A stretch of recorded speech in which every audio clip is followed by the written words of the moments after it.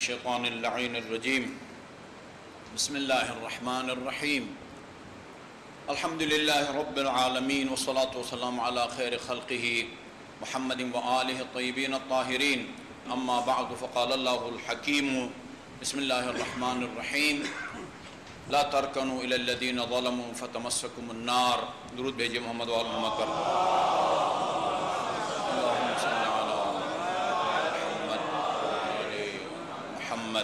مومنین کرام، قرآن و سنت کی روشنی میں یہ ناقابل انکار حقیقت ہے کہ اس دنیا میں جو اس کارخانہ قدرت میں آپ کو سرگرمیاں نظر آتی ہیں، اس کارخانہ قدرت میں جو سرگرمیاں ہوتی ہیں وہ دو قسم کی ہیں.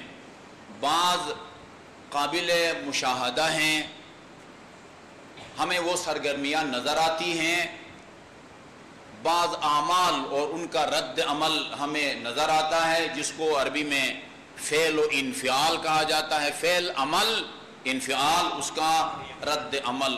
ایکشن اور ریئیکشن کچھ ایسے ہیں جو ہمیں نظر آتے ہیں، کچھ سرگرمیاں یا عمل اور رد عمل ایسے ہیں جو ہمیں نظر نہیں آتے.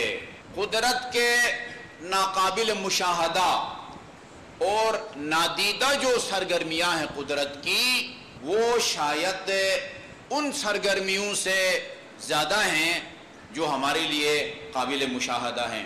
ایک قرآنی حقیقت ہے کہ جب آپ گھر سے نکلتے ہیں تو آپ کی حفاظت کے لیے فرشتے آپ کے ہمراہ ہوتے ہیں، ہمیں وہ نظر نہیں آتے. دو فرشتے یہ ہمارے ساتھ ہر وقت موجود ہیں جو ہمارے اعمال کو نوٹ کر رہے ہوتے ہیں، ہمیں وہ نظر نہیں آتے.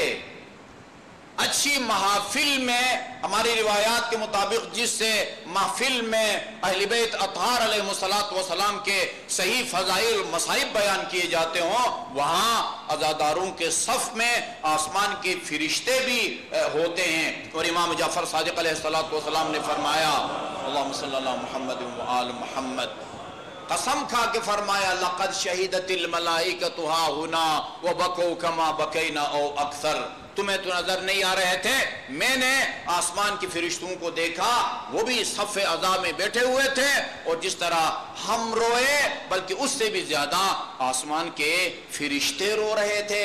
وہ ہم متوجہ نہیں ہوتے، وہ کچھ قدرت کے فیصلے ہوتے ہیں، اعمال کے نتیجے میں رد عمل، ہم متوجہ نہیں ہوتے. قدرت کا ایک عمل یا قدرت کا ایک رد عمل جو کبھی بھی مخصوص عمل سے جدا نہیں ہو سکتا، وہ ظالم کی گرفت، اس کا مواخذہ اور پکڑ ہے.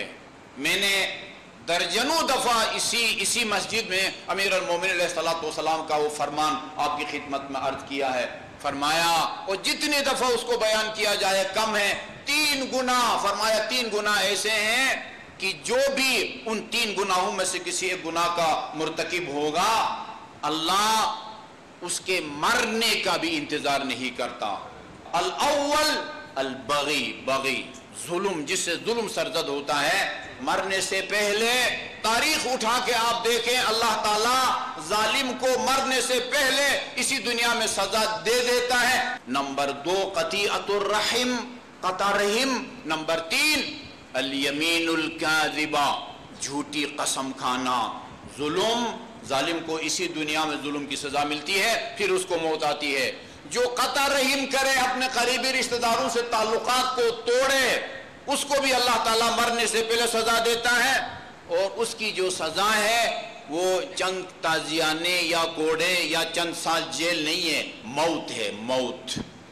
قطع رحم کے نتیجے میں انسان کی عمر کم ہو جاتی ہے، صلہ رحم کے نتیجے میں انسان کی عمر بڑھ جاتی ہے. یہ متعدد امیر المومنین کے خطبے میں بھی اس حقیقت کو بیان کیا گیا ہے، اور خاتون جنت علیہ السلام کے خطبے میں بھی اس حقیقت کو بیان کیا گیا ہے. ایک مسلمان کی حیثیت سے ہماری ذمہ داری بنتی ہے کہ دنیا میں جہاں کہیں بھی ظلم ہو، جیسے منکر سے روکنے کا حکم ہے، اس کے درجات ہیں، درجات، مراحل ہیں. اگر آپ کا بس چلے عملی طور پر ایسا قدم اٹھائیں کہ ظلم کا خاتمہ ہو، برائی کا خاتمہ ہو۔ عملی طور پر اگر آپ نہیں روک سکتے تو زبان سے اس برائی کے خلاف بولیں۔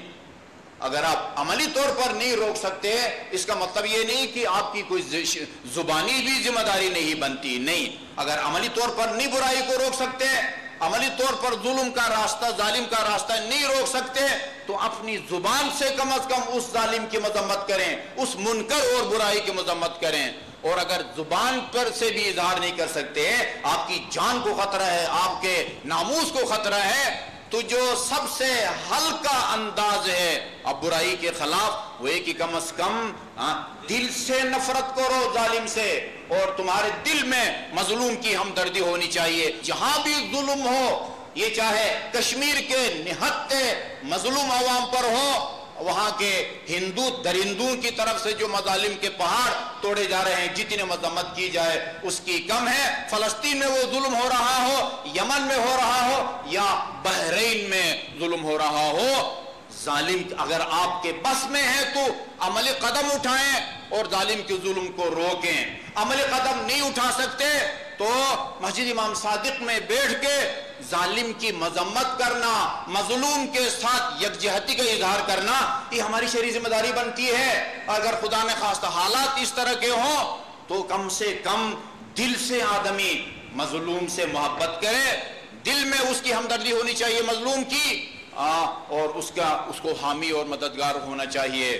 مجھے خصوصی طور پر آج بحرین کے حوالے سے بعض انتہائی حساس اور تشویشناک اور پریشان کن حقائق کی طرف اشارہ کرنا ہے۔ یقیناً آپ نے اخبارات میں بھی پڑھا، وہاں جو ہمارے جدید القدر عالم دین جو درجہ اجتہاد پر فائز ہے آیت اللہ عیسیٰ قاسم، وہ طرح طرح کے ان کو اوپر تشدد کیا گیا، دھمکیاں دی گئی، لیکن جب انہوں نے وہ ثبات قدم دکھایا اور ان کے اس میں تزلزل نہیں آیا، تو ابھی جو انتہائی تشویشناک قدم وہ اٹھانے والے ہیں وہ یہ ہے کہ وہ جہاں ایک تحریک کی وہ قیادت کرتے ہیں، وہاں ایک جلیل القدر اور بحرین کے سب سے مستند علمی اور دینی شخصیت کے حوالے سے مراجع کرام، چاہے وہ نجف میں ہوں یا قم میں ہوں، ان کے وکیل ہیں، اور لوگ اپنے شرعی حقوق خمس وغیرہ